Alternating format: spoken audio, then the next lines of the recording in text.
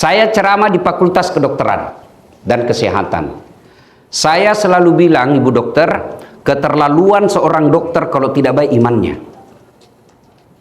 Kami orang sospol paham, dan kita tidak bicara dan tidak pelajari tentang kekuasaan Allah yang ada di tubuh kita.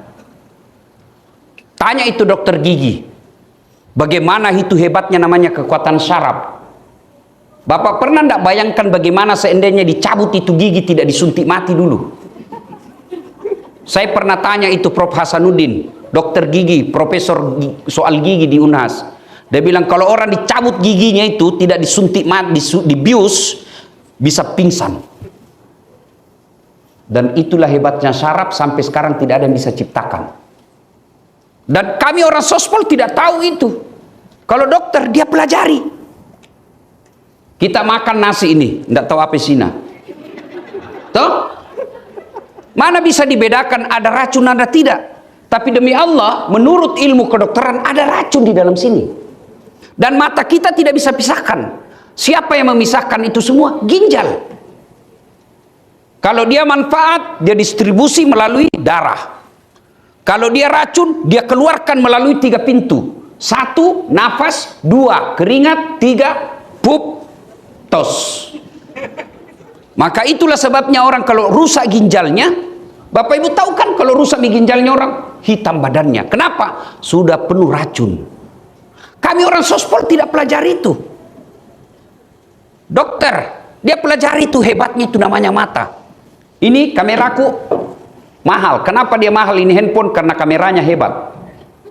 Ini handphone kamera kalau yang 15 lebih canggih dari kamera ini daripada itu kamera itu yang lebih 100 juta harganya. Apakah ini kamera yang hebat? Bukan. Ini biar kau punya kamera begini, kalau kau tidak tahu ilmunya, saya mengajar mata kuliah fotografi di Unhas. Itu harus ditahu. Kamera biar begini, punya mahal begini, kalau kita tidak tahu ilmunya, pasti salah foto. Foto proyektor, iya setengah badan modi, iya, jadi pusat ke bawah. Setengah badan tong itu. Iya toh? Tapi apakah itu kamera mahal? Tidak. Apa yang mahal? Mata. Hebatnya ini mata tak autofokus. Begitu saya buka makaku, wih, Prof. Hamdan. Tidak perlu kuputar-putar.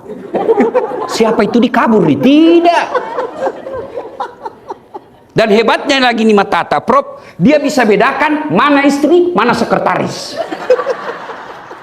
Mari Prof. Iya toh? Bayangkan kalau tidak bisa dibedakan istri, tak tukar-tukar istri tak. Kenapa ini malah lelai? Ternyata sekretaris. Aduh. Iya toh? Kami orang sospol tidak belajar itu. Maka saya selalu katakan, keterlaluan kalau dokter profesinya dia tidak baik imannya. Mungkin kasar kalau saya katakan mati hatinya. Kaswatul qalbi. Dan keterlaluan seorang dokter kalau malas kok bekerja. Emaknya itu orang jadi dokter tidak pernah kena komplain orang. Tek tek tek tek tek. Gitu? Ustaz, ini resep tak? 3x1. Nggak pernah aku itu tanya pasien, anu deh 3x3 supaya cepat habis. Enggak toh, tapi kami ustaz natanya gitu. Kenapa duhur rempah? Natanya gitu jamaah. Kenapa maghrib balik 3 ustaz? Kenapa duhur tidak besar suara? Natanya semua gitu. Kenapa 33? Sebenarnya aku banyak bertanya deh, karena kalau ke dokter kau juga enggak bertanya Joko. Maka pertama, kalau Anda mau menjadi ASN yang baik, bersyukurlah. Bersyukur. Ribuan orang yang Bapak kalahkan ketika mendaftar jadi ASN. Tapi Allah pilih Bapak Ibu. Maka cara bersyukurnya, kerjaku yang baik. Tapi yang kita lihat, lebih bagus kerjanya itu pegawai honor daripada yang sudah punya NIP. Apa itu pegawai honor kasihan? Marah-marah terus dan apa? Mestinya dikerja dan tidak masuk saya di akalku Prof kalau ada ASN bodoh bekerja. Kenapa? Nah ada itu poksimu. Bikin kau saja surah ada contohnya. Apa? Iya toh? Tinggal kau isi-isi. Itu lagi, nah kau kasih lagi itu pegawai honor kau dong. Apa itu pegawai honor? Nah orang bilang, apa itu? PTT. Pegawai tidak tetap. 10 tahun kemudian TTP, tetap tidak pegawai.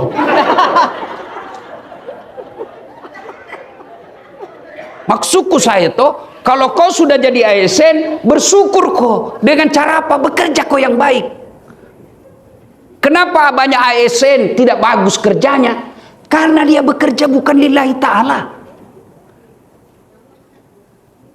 Kalau niatmu lillahi ta'ala, insya Allah ulang-ulang kau runtuk gaji, tiap tahu kau menrek pangkatmu, maruntuk toko amal aku akhirat.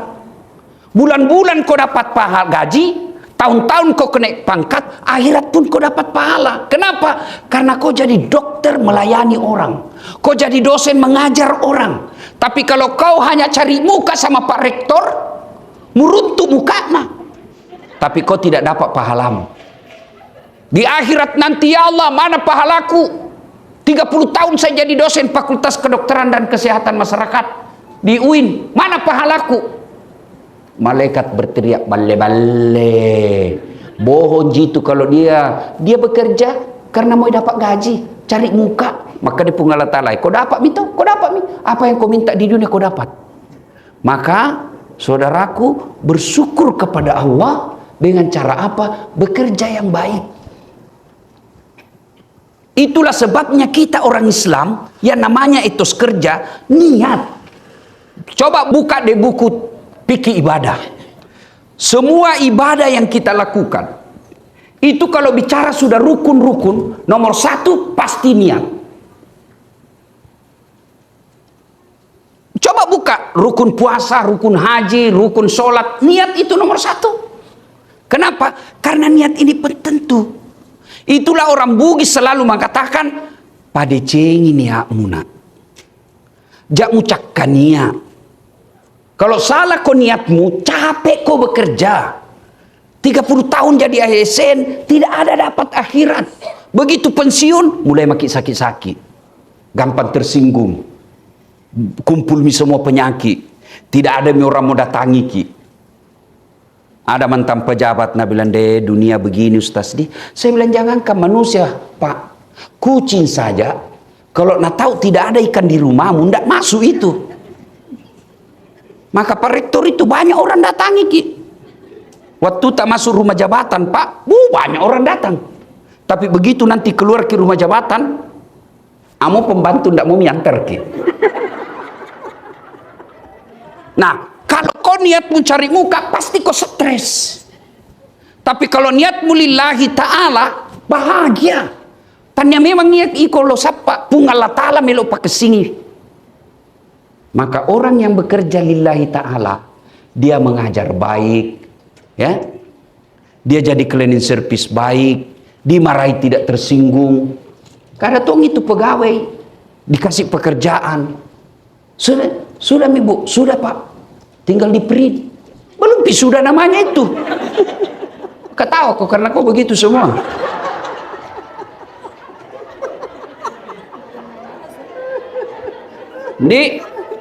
Syukur, pertama bersyukur. Bersyukur itu implementasinya kerja yang baik. Kalau ada orang baik sholatnya dan tidak bagus kerjanya, pasti ada masalah dengan sholatmu. Tolong luruskan saya kalau saya salah. Inna salata tanha anil fahsya'i wal munkar. Sesungguhnya sholat itu mencegah kalian dari perbuatan keji dan mungkar. Kalau orang yang baik sholatnya, insya Allah jujur. Mana buktinya? Coba kalau bapak sholat di kamar, duhur, jujur gitu, ibu, mentang-mentang tidak ada lihat, kina bilang 2 rakaatmu deh. Enggak. Jadi kalau orang yang sholatnya baik sebagai ASN, pasti jujur. Kalau kepada istri bagaimana Ustaz? Oh, kadang-kadang perlu kita bohong. Bolehkah? Boleh. Ada 3 bohong yang dibolehkan dalam agama. Satu diantaranya, bohongnya seorang suami untuk menyenangkan hati istrinya. Itu boleh. Tambah cantik ke kuliah sayang. Padahal manalah tambah cantik, nah tambah tua. Mak belemu tuh.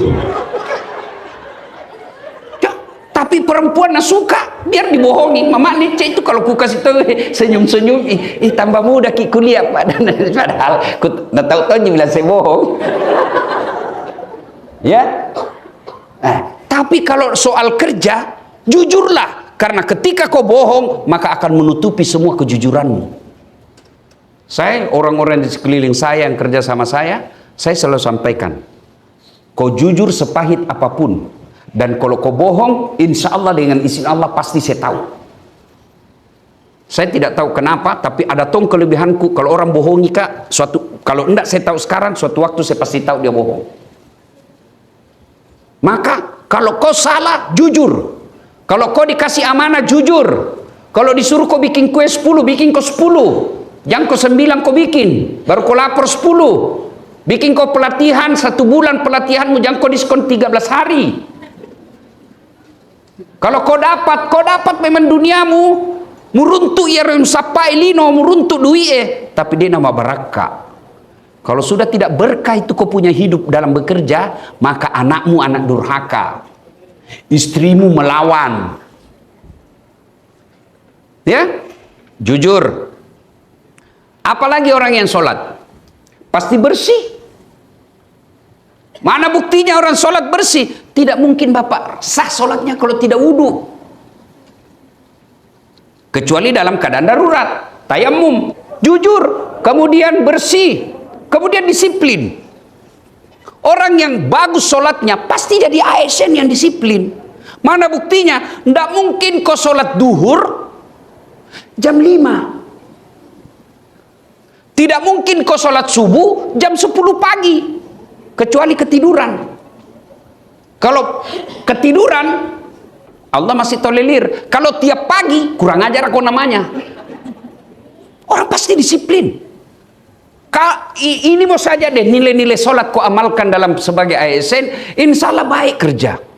Apalagi yang dibutuhkan seorang ASN, fokus. Banyak orang gagal bekerja karena tidak fokus. Apakah betul orang sholat fokus? Iya. Mana simbol fokus dalam sholat? Kiblat.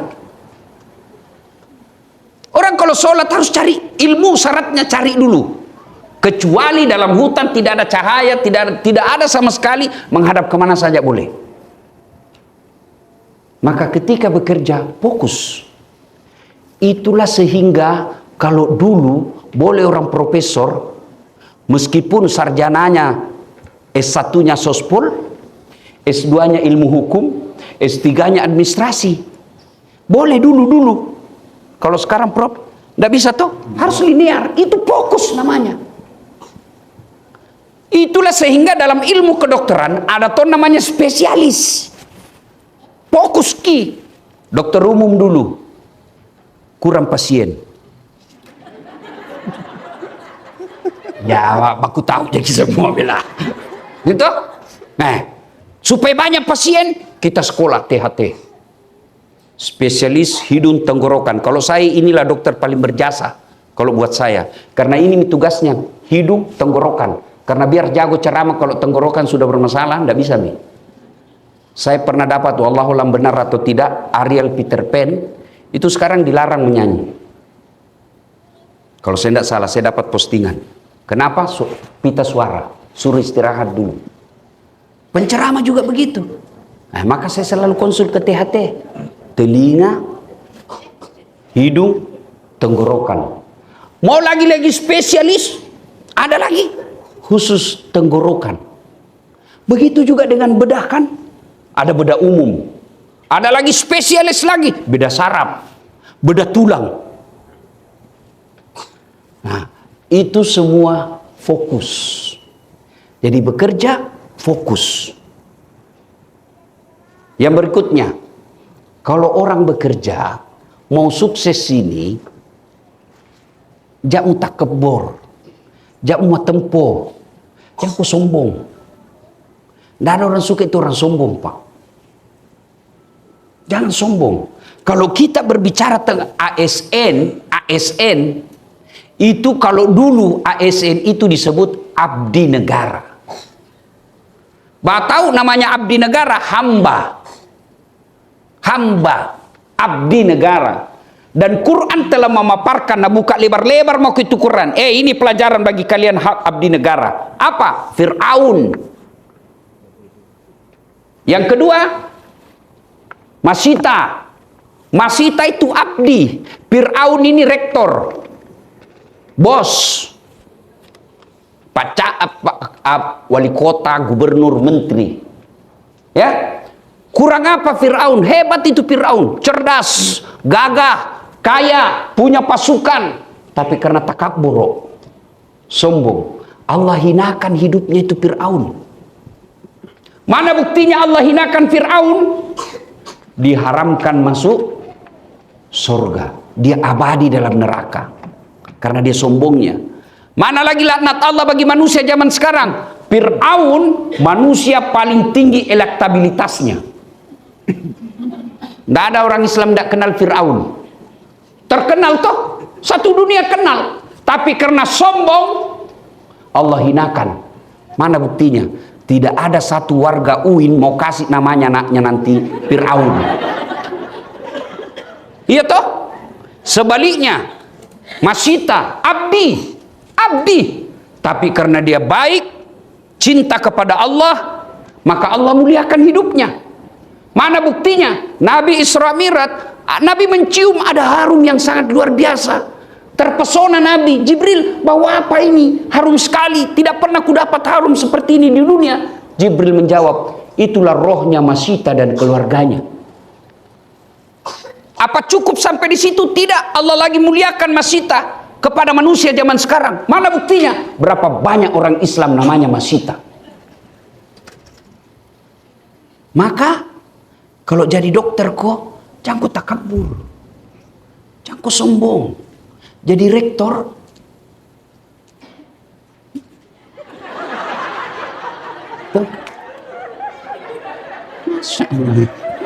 ini Tommy kelebihannya Prof Hamdan karena tidak ada yang begitunya. Dari luar negeri, nah kali momok mi bahasa Inggris ya. Tapi kalau ketemu orang ya ciri khas orang Eropa, welcome, cocok nih hero bro. Orang Indonesia bilang familiar, ini oge makada pasijing. Biar bagus rumah tak, tinggi sekolah tak, tapi kalau sombong ki, nah biar keluarga tak mau datang itu. Jangan mau pergi rumah macingkang. Jangan bulan tempo. Iya toh? Iya. Ada orang miskin rumahnya biasa, tapi setiap pengantin orang dari kampung ke situ semua bermalam. Tidak ada yang mau datang ke rumahnya keluarganya yang mewah. Jangan sombong. Dan mohon maaf, salah satu profesi yang selalu sangat susah saya pengalamanku sangat susah saya ceramai, dokter. Apakah sombong itu pakai bajang mewah? Belum tentu. Apakah sombong itu pakai baju mahal? Belum tentu. Lalu apa itu sombong? Ulama mengajarkan dua karakter sombong. Satu, menolak kebenaran. Dua, nganggap remeh orang lain. Itu masyarakat jahiliyah. Salah satu sebabnya dia dilaknat karena dia sombong. Kenapa Abu Jahal, Abu Lahab membenci Muhammad? Apa karena ajarannya Muhammad? Tidak. Tapi karena dia sombong. Apa itu Bani Hashim? Kata Abu Lahab, lebih mulia saya punya turunan daripada itu. Abu Jahal katakan bilang begitu. Abu Sofyan juga bilang begitu. Matandre iko uakmu. Iya peta. Iko uak. Kalau dalam Bugis. Itu kan sombong. Dan Bapak tahu, Ibu tahu, para dokter yang saya hormati, para dosen yang saya muliakan, salah satu dosa pertama dilakukan makhluk kepada Allah, sombong. Ketika suruh sujud kan, jin, sujud kok. Kata jin, saya tidak mau. Kenapa? Adam anak baru kemarin. Saya sudah lama. Ini yang dirasakan Prof Hamdan. Tuh, Kenapa? Beliau rektor tapi masih muda. Dan saya yakin ada barangkali dosen beliau yang sekarang jadi anak buahnya. Tapi tidak boleh itu menjadi sebab kita menolak kebenaran. Orang Bugis bilang dulu di kampung, nigatoi ko, wita mo pakoteme. Apa hubungannya? Nigatoi ko cukkaulu. Yolo kaman repet jeneiko. Nah bukan orang bikin coto ini. Maka salah satu karakter orang beriman itu, dia menerima kebenaran siapapun yang beritahu. Yang kedua, sifat karakter orang sombong itu nganggap remeh orang lain. Saya pakai baju misalnya krokodil, cap buaya. Yang itu Prof kalau asli kepalanya menghadap ke dalam. Kalau palsu menghadap keluar. Dia menjadi buaya darat. Jadi, saya pakai baju itu misalnya. Lalu apa saya sombong? Tidak. Kapan saya sombong? Saya tunjuk cleaning service. Kau tahu jadi bajuku dek? 3 juta ini. Kau bajumu ada deh sangin cakar. Itu sombong karena kau remehkan orang lain. Maka mohon maaf tak dampang nggak meraja. Biasanya kita kalau sudah maki dokter, spesialis maki, pejabat maki, mulai itu. Dan itu memang pintu masuknya sombong kata Nabi 4. 1, bertambahnya jabatan. Yang tadinya dosen biasa tiba-tiba jadi rektor 2 periode. Jantung kau lihat Pak Rektor bukan ini yang ku masuk. Kau tuh prasangka buruk terus. Toh? Bertambahnya jabatan. Yang kedua kata Nabi, bertambahnya ilmu. Yang tadinya biasa-biasa tiba-tiba jadi doktor, PhD dari Australia lagi. Ya toh? Jangan. Apa yang kita mau sombongkan? Allah sampaikan wa ma'utitum minal ilm illa qalila. Dek wale kopat disengit cek dek mi. Saya kalau ada ustadz sombong, nak masuk di akalku. Nah saya ini bisa begini bukan karena saya jago Pak. Pak Rektor bukan karena saya hebat, tapi apa? Karena ada penontonku. Coba kalau saya di sini 2 jam berapi-api, nggak ada yang nonton Kak. Lewat Pak Rektor, lama misaki itu ustaz. Yang ketiga, penyebab datangnya sombong, bertambahnya harta. Yang tadinya rakyat biasa miskin, tiba-tiba dapat pembebasan tol. Langsung dapat tanpa kaya. Jangan sombong. Kalau Allah marah, nah kasih ke penyakit. Uangmu 10 miliar, tapi Allah marah, kasih penyakit. Pikir di dokter, nah bilang dokter, Pak, selama Bapak bekerja ini, saya lihat tidak pernah kena matahari. Mulai besok di kalau bisa jam 7 atau jam 8 di kompleks tak keliling-keliling ke di supaya nak kena ki matahari. Jangan ki pakai baju di. Supaya nak kena itu kulit-kulit tak. Cukup mi di situ belum pi. Nah bilang dokter, jantung ki pakai celana panjang yang pendek mau di. Cukup mi belum pi. Nah bilang jangan ki lupa di, jangan ki pakai sandal. Jalan mi kasihan. Dari jam 8 keliling di kompleks tidak pakai baju, pakai celana pendek, tidak pakai sandal. Apa bedanya sama gembel? Apakah sudah cukup teguran Allah? Belum. Nah bilang lagi dokter, nah bilang pasien apa lagi? Dia bilang, Pak, ini saya lihat hasil lab kita disarankan jangan makan nasi di. La haula wala quwata illa billah. Uangnya 10 miliar dilarangi makan nasi. Nah bilang mikodong, apalagi dok, jantung ki makan gula di. Apalagi dia bilang, jangan juga makan garam. Kurangi minum susu. Jangan makan yang berlemak-lemak. Jantung ki makan yang pedis. Jangan makan ayam, telur. Dalam hatinya, jadi apa je bisa ku makan dok? Nah bilang, menurut hasil lepta, anu je bisa kita makan ubi. Apa semua ubi, dok? Nah bilang, enggak. Ubi yang warna uji bisa kita makan. La haula wala quwata illa billah. 10 miliar duina, ubi bisa namakan. Apa itu? Apa mau sombongkan dengan harta itu? Yang keempat, kata Nabi, bertambahnya popularitas dan kegagahan, kecantikan. Itu penyebabnya itu. Toh, apa mau disombongkan dengan cantik? Ibu Dekan, cantik dilihat sekarang. Tapi 70 tahun, biar pergi kau di apakah namanya itu bleaching, apakah namanya itu ya. Skin, itu nih. Biar kau oke lah, kau tetap awet muda, tapi nak kena kau stroke, apa? Langsung bengkok mukamu.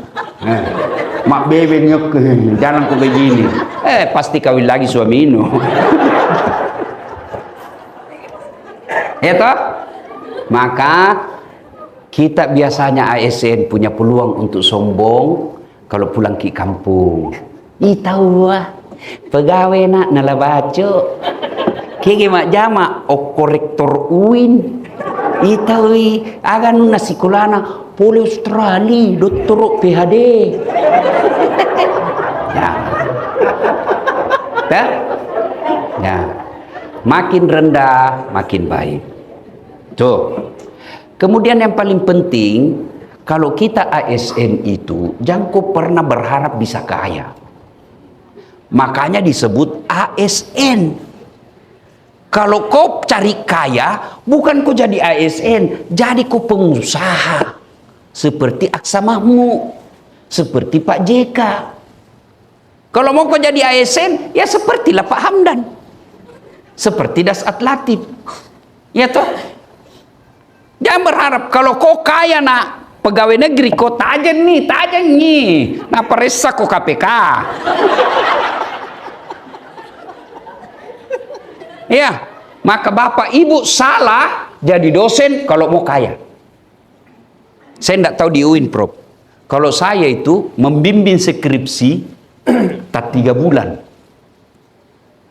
Berdarah-darah otak si Gea waktu ujian. Kamalu tongki kalau diserangnya nama siswa tak kelihatan kita yang bodoh. Iya toh? Bertahan kita tak 2 jam. Waktu seminar nih. Berapa honornya? Apa? Tidak sampai 300.000. 150.000. Kapan dibayar? 3 bulan. Potong pajak 15%. Mau kok kaya 300.000? Pembali coto lagi tenang gana. Tapi kata Allah, wala ta'esu min rauhillah. Jangan peturenu, jangan putus asa. Jangan kau cari uang di sini, tapi cari kau uang di tempat lain. Orang biasa curiga, kenapa Ustaz bisa bangun masjid begini, mobil mewah-mewah? Jangan salah, satu, banyak temanku orang kaya. Yang kedua, kuat cari uang. Maka kalau bapak ibu pegawai negeri itu Pak, insya Allah kau tidak akan miskin. Memang susah kaya, tapi insya Allah tidak kau miskin. Apa yang membuat kita miskin? Selera. Akhirnya apa? Tidak pernah keluar kursus itu SK. Belum jadi tempo perpanjangan misalnya. Kenapa? Seleramu matan relade bos. Ya kau 5 juta mi gajimu siuleng, 7 juta ji gajimu 1 bulan, gaya hidupmu 5 juta, insya Allah tenang kau. Kapan kau menderita? 7 juta gajimu, gaya hidupmu 10 juta. Maka pasti kau ngeredit. Akhirnya apa? Tidak bisa kau nikmati itu gajimu. Karena begitu mau jatuh tempo, stres semua kau sedek. Ya, itu pegawai negeri apa sih hebatnya? Kalau kau cari harta tidak mungkin. Nah bilang orang, berapa gajimu dah saat? 9 koma. Wih, ini kapan nasa gaji naladase? Kan di Makassar gitu nama aku dasat. Kalau di kampung ladase. Wih, ini kapan nasa gaji na 9 koma? Saya bilang iya, tanggal 9 sudah koma. Jadi, Kunci semua itu insya Allah kalau ditutup dengan sabar dan syukur. Ya, ibu bapak saudara-saudara sekalian, jami terlalu panjang. Ini mau saja, ya. Jadikan pekerjaan kita di Fakultas Kedokteran dan Ilmu Kesehatan ini sebagai ladang amal. Kalau itu kita jadikan prinsip ladang amal, maka biar tidak ada perintah dari rektor, perintah dari bu dekan, pasti kita selesaikan dengan baik. Kenapa? Saya bukan cari muka sama rektorku, saya bukan cari muka sama dekanku, tapi saya mencari ridha Allah. Kalau ridhanya Allah isapa, pamasena puang isapa, insya Allah kerjanya enak.